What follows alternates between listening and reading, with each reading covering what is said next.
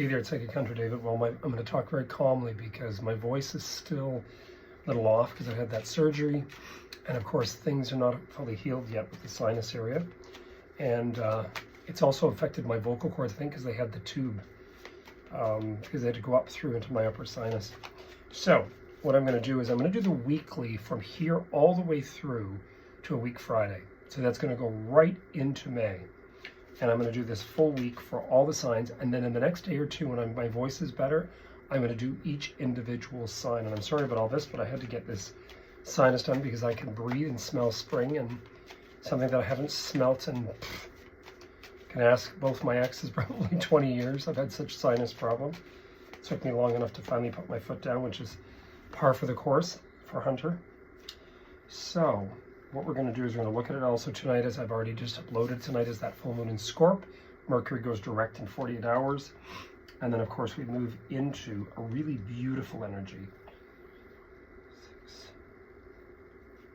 Actually, the reading's not bad. I mean, when I first did this, I have to say I might have uploaded it on something. I tried. I was wearing all red hat with Ketchum on it, my cat.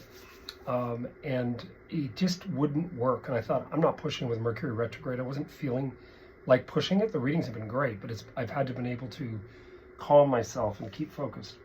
So there is the center of the reading here. I pulled 8 because I thought it was kind of fun to do this sort of quad for this next week and a few days. So the beginning of the reading in here is, again, caution what you think about. Now, this makes total sense with this full moon in Scorp. Because first of all, remember, whatever began in the beginning of November last year is concluding itself. And this has been going on with a lot of people with what was going on in Aries, with the whole Libra new moon, with the full moon in Libra at the end of March. And now we've got this.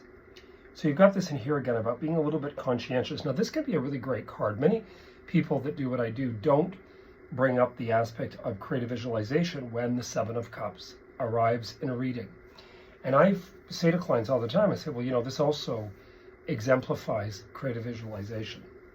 And, you know, there's a lot in here with each individual about taking a step back. And it's interesting, it's the next few days before any real solid decisions can be made. Because there is this solitude, solitary belief, solitary feeling, meaning don't look for an audience. I say this to a lot of people often enough. You know, you're in the entertainment business, you still don't, as an actor or singer, look for the audience. You actually project the talent. And my philosophy is that I was taught myself anyway for years here, LA, wherever, is the fact that they will actually acknowledge your talent as long as you're not trying too hard. If you try too hard, sometimes you look like you're coming across really trying, and you're not really letting the talent speak for itself. So the beginning of the reading in here is this visualization, and then, you know, the 6 of Swords, which really is sort of solitary transformation, meaning it's an internal thing. And then not being able to really make a decision, and then all of a sudden, wham, comes this Wheel of Fortune, which is transformation. Now, you've got Jupiter and Uranus together, and they're in Taurus. So with Mercury going direct, I don't know that, excuse me again, I don't know that any of us are going to feel the full real benefit of the Uranus-Taurus conjunct from a few days back until Mercury goes direct after a day or two or a week. And then we've got everybody, you know, this whole thing about being concerned. So there's 2 major arcana in here, one of which being the Wheel of Fortune, which I can show you. And then the next one, after we get through this sort of 9 of Swords, is the Magician, which is actually lying. Wake up, Hunter. Woo! You just dropped it. Maybe I'm not meant to tell you guys this. Then we've got the High Priestess too, which is also spiritual intervention. I've said that to a lot of clients that dreamscape is huge.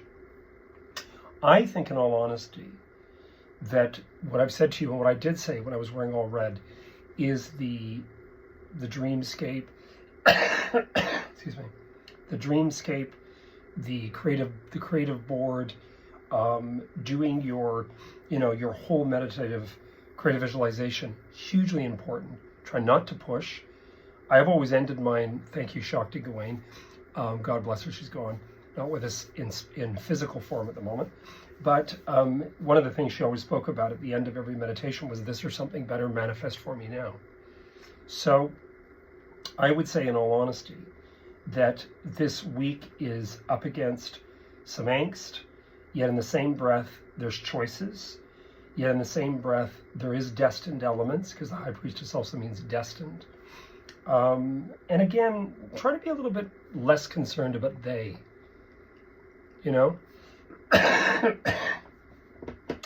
Less concerned about they as in, what are they getting away with? This is just nonsensical, because in the interim, you're wasting your own life. And the goal here is, if you don't lie, if you don't embellish, you're not going to find yourself in conflict. If you embellish and you lie and you don't stand for truth, it eventually catches up with you. I don't care who you are, how much money you are, what you think you're going to be. There's no getting off this space alive. So, it doesn't matter whether it's you or whatever philosophy you want to believe. In this lifetime, most people do get caught. They trip and they fall apart, or people lose respect for them and they're done. So I would say, in all honesty, be focused in your goals and what you want to achieve. Be open to this or something better manifest. Be really open to the dynamic energy of Taurus once we get through that first week of May. Because in the readings that I'm seeing with a lot of clients, and I was quite busy there from Thursday through yesterday, I'm seeing some great stuff. So again, being worried about they getting away with, get rid of this garbage. It's a waste of time. Anyway, I wish you guys all the best, and I will get those others up. And this is important. I've got to give this sinus thing some time to heal properly, because I'm pushing it, and I got to back up. So I'm kind of like Prince Charles. And by the way, we're going to see some stuff go on with both, because they're both Scorps. So both have Moon in Taurus, King Charles, keep forgetting, King Charles and President Biden. See what happens there. Anyway, I wish you guys all the best. You heard it here first, and I'm open for readings. Cheers.